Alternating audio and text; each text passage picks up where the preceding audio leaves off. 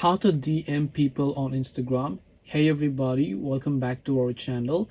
In today's video I will guide you on how you can DM people on Instagram, so make sure to watch the video till the very end.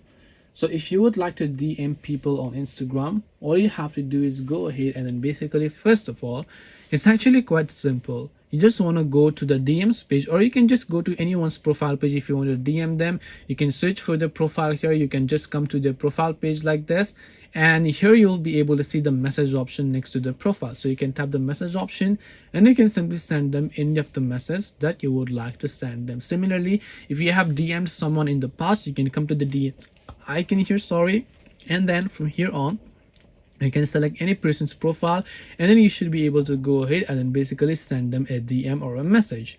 This way you can DM people on Instagram. It's as easy as a pie. Hope this video is very helpful. If you have got any questions, feel free to leave them down. Thank you for watching and see you soon in the next video.